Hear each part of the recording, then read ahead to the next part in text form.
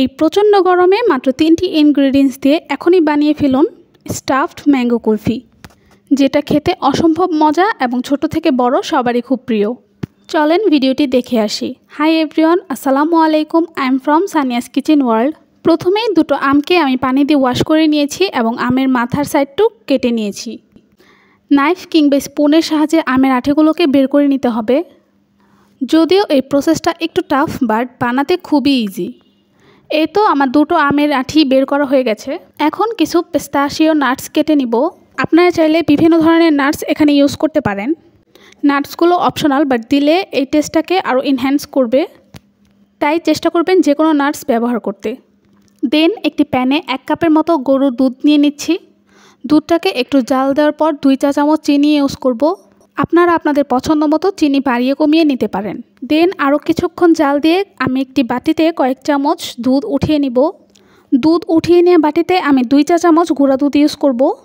এতে গরুর দুধটা আরেকটু ঘন হয়ে যাবে। গুঁড়ো দুধের মিশ্রণ দিয়ে এখন বেশ কিছুক্ষণ জাল দিয়ে দিব। আর হ্যাঁ, যারা যারা এই চ্যানেলটিতে নতুন তারা অবশ্যই সাবস্ক্রাইব করবেন।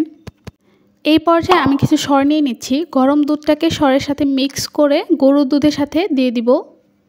সরটাকে দেওয়ার পর আরও বেশ কিছুক্ষণ জাল দিয়ে দিব। এই পর্যায়ে কেটে রাখা নাটসগুলো দিয়ে দিব। নাটসগুলোকে দিয়ে ভালো করে জাল দিয়ে সামান্য পরিমাণে ফুড কালার ইউজ করব। আপনাদের হাতের কাছে না থাকলে এটা না দিলেও পারবেন। এই তো আমার দুধের মিশ্রণটা একদমই হয়ে এসেছে। এখন আমি চুলা থেকে নামিয়ে নিব। এই তো এখন আমের মধ্যে দুধের মিশ্রণটাকে দিয়ে দিব। কুলফি বানানোর পুরো প্রসেস ডান। এখন আমি ডেকোরেশনের জন্য কিছু নাটস এবং আইসক্রিম দিয়ে দিব। দেন এটাকে 12 ঘন্টার জন্য ফ্রিজিং করব।